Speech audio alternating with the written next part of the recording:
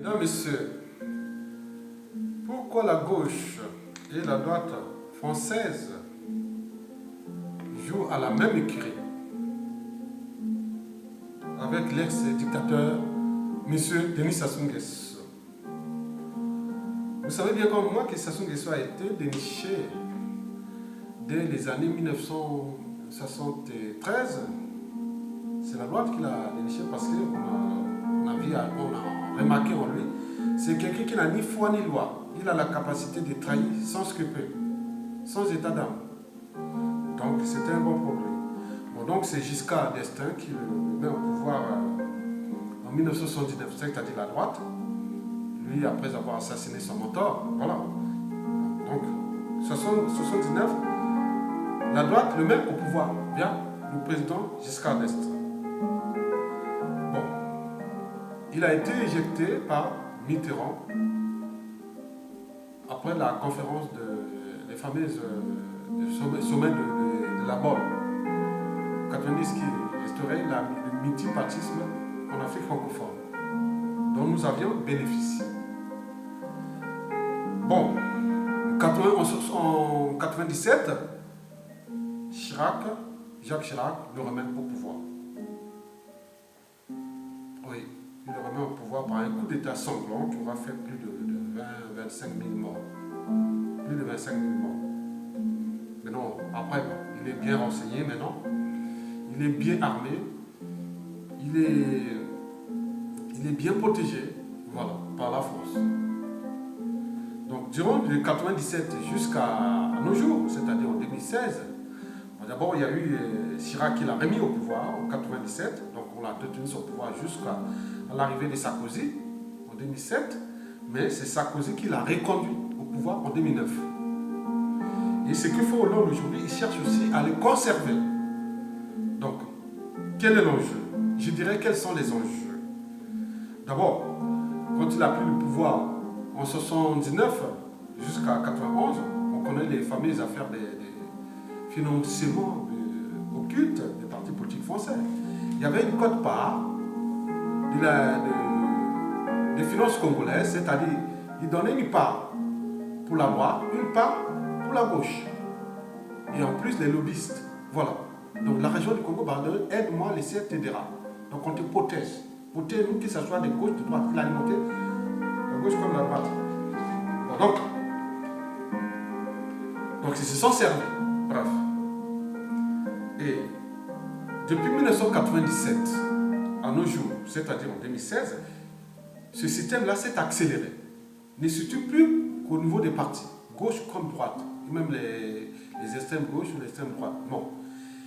Ils financent même les députés, certains députés qui ont une influence, les maires qui ont une influence. Et tous les lobbyistes qui peuvent aussi être maires, députés, et tous ces mondes-là. Donc, je peux vous dire que 30% du produit intérieur brut congolais est alloué à cette économie. Le maintien au pouvoir de Sassou Nguesso. Mesdames, Messieurs, le deuxième enjeu, c'est le rôle de la France. Parce que le Congo-Brazzaville, ce petit pays, il est certes petit, mais c'est un pays qui compte beaucoup dans la sous-région de l'Afrique centrale et aussi au sein même de la francophonie à l'échelle africaine. Donc pour eux, ils ont dit, si Sassou Nguesso, le Congo sans Sassou, la France va perdre son rang dans la sous-région et aussi sur le continent noir. Mais alors, quelle illusion! Bon, bien sûr, peut-être qu'ils ont des informations. Bon, en tenant compte, soi-disant, qu'ils peuvent sortir, le Congo peut sortir du franc CFA, de la coopération militaire avec la France, la francophonie, plein de choses qui peuvent avoir un impact sur le rang de la France, d'abord en Afrique et en Europe et dans le monde. Attendez, quel est ce petit pays qui est en faillite, qui influence, qu'on maintient un dictateur qui tue les gens et détruit les familles pour simplement le rang de la France, comme si l'Allemagne, qui est la première puissance économique d'Europe, a un précaré africain. Donc, c'est la France qui doit repenser ce modèle économique, la gestion de l'affaire publique, la question du renouvellement de la classe politique, autre. Mais vous êtes là toujours à s'attacher à ces pays en maintenant des dictateurs qui sont là en train de massacrer en masse leur population. Bon, pour eux, l'enjeu c'est que Sassou égale Congo et Congo égale France. C'est une équation linéaire.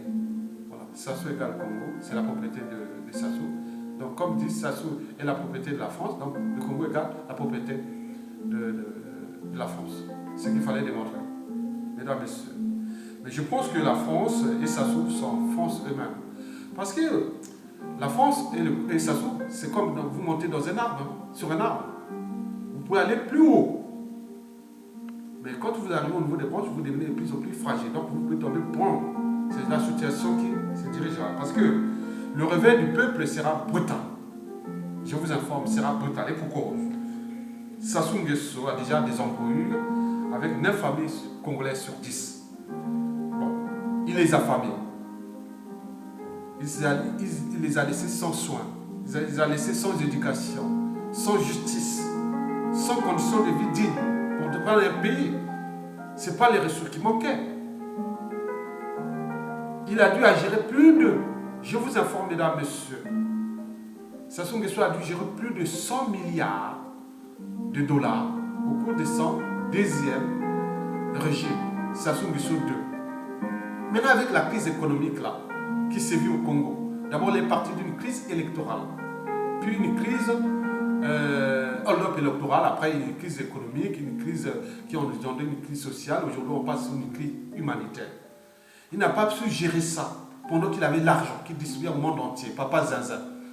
Bon, maintenant dans cette crise qui est déjà là, c'est que l'embrouille est déjà là. Il n'y a pas. Donc, la France doit repenser son produit, bien sûr qu'il n'a pas encore trouvé un nouveau produit qu'il cherche pour que si Sassou Nguesso, on dit bon ben écoutez c'est bon, il y aura un autre produit.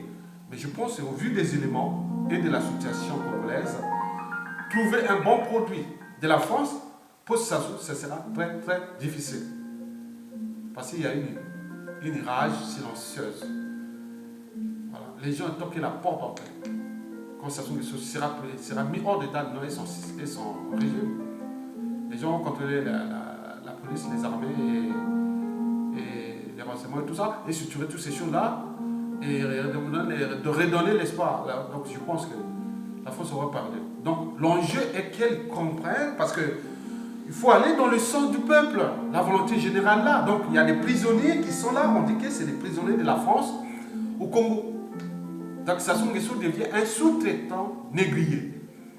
Donc ils emprisonnent les gens qui ont été élus par le peuple. Mais lui, il les prend par procuration parce que derrière, on tire les ficelles pour maintenir un rang, soi-disant, de la France. Non, il ne s'agit pas du rang de la France. Parce que le contribuable français ne connaît même pas cette histoire-là. C'est les intérêts particuliers et partisans de ces hommes politiques français, de gauche comme de droite, qui sont là en train de détenir un monstre qui ont été de tuer. C'est du déshumanisme à l'échelle française, qui les hommes politiques là sortent même des principes et valeurs de la République française. Voilà. L'humanisme aussi, honte là. Mais attendez, quelle image l'on donne de ces hommes politiques françaises qui entretiennent, qui parlent en coulisses, qui vont voir Papa Zinzin pour prendre l'argent du peuple congolais. Je vous dis qu'il y a plus de 30% du PIB congolais a été alloué à cette économie de la décivilisation d'un tout un peuple pour maintenir au pouvoir un soi-disant dictateur qui n'a des dictatures parce qu'il est soutenu par une certaine puissance qui est là pour jouer soi-disant les intérêts supérieurs de cet État. Alors que d'autres puissances économiques de la sous-région de l'Union européenne n'ont même pas ce peu carré, mais ils sont là, dynamiques. Donc il y a un problème au niveau de la classe politique. Vous devez s'affranchir d'abord de Sassou Nguesso lui-même, en l'éjectant vite fait. Parce que si le peuple le fait, parce qu'en ce moment tout, on cherche des solutions par tous les moyens. Donc, je vous l'ai dit que le réveil sera brutal. Donc, la France doit prendre ses responsabilités et maintenant. Ne jouez plus à cette écurie parce que l'idéal était de construire un écosystème francophone, dynamique, d'abord à l'échelle du Congo, puis de la sous-région, puisqu'on compte quand même les 2 tiers des pays de l'Afrique centrale ou équatoriale, sont des pays francophones. Donc c'est la région la plus riche de cette sous-région de l'Afrique en ce moment. Donc la biodiversité, les réseaux hydrographiques et tout ce qui concerne les mines solides et le pétrole, voilà, on a tout là. Donc pourquoi pas permettre les conditions des marchés solides et dynamiques? Et pourquoi entretenir un monstre qui tue, et sans donner qu'il risque lui-même de créer ou d'entraîner, de subir, faire subir à sa famille les conditions, ou créer les conditions des génocides sélectifs, parce que les gens disent qu'il a tué. La rage est là. Je vous dis sincèrement. Donc, faites nécessaire d'éjecter ce monstre. Et maintenant, mesdames, messieurs, peuple français, peuple congolais, parce que pour moi, l'enjeu, l'inégalité entre coûts sociaux, culture, société et civilisation n'est pas fondée sur la nature et réside dans l'éducation et l'information qu'on donne à l'individu. Retenez bien cette information. Ce n'est pas les enjeux de la France qui vont être menacés au Congo. C'est les enjeux de cette oligarchie politique et affairiste qui est déjà mouillée avec ce dictateur. Donc c'est la même écurie. Ils travaillent ensemble. En bloc, on essaie un peu de divertir le peuple et en empêchant certains individus d'accéder aux médias français pour diffuser l'information de la vraie réalité, de la vraie vérité. Donc, le problème est entier. Vous savez que quand il arrive des crises majeures dans ces États, parfois, ce n'est pas que les victimes, les premiers, c'est toujours les Congolais, mais avec combien d'autres après? Ceux qui sont au Congo, quand ils arrivent dans un cas, que vous avez collaboré avec ce régime, vous êtes aussi là et vous donnez. Vous savez déjà ça. Donc, faites le nécessaire de comprendre l'enjeu d'un tout un peuple et de la liberté d'un peuple, de la dignité d'un peuple. Et non. Bien sûr que vous êtes en train de le renseigner, vous l'avez armé avec les réseaux des mercenaires, vous l'avez fait tout, le pays est en faillite, les mercenaires n'ont plus assez de moyens puisque le pays est en faillite. Mais je suis sûr et certain qu'ils vont peut-être retourner contre lui-même. Parce qu'il a désarmé les armées, voilà, mais il a donné aux mercenaires. Mais peut-être il peut y avoir un acte aussi. Parce que le pays, de toute façon, tant que Sassou Nguesso sera là, le préalable, Sassou Nguesso quitte. S'il ne quitte pas le pouvoir, le pays sera ingouvernable jusqu'au bout. Il n'y a rien. Ça ne va pas changer. Le pays, Congo, sera ingouvernable jusqu'à la chute de Sassou Nguesso. Si le mettez là, laissez-la somaliser. Mais les gens vont réfléchir à trouver des solutions. Comme je dis que les conséquences seront graves. Mesdames, messieurs, je vous remercie. Et à bien plus.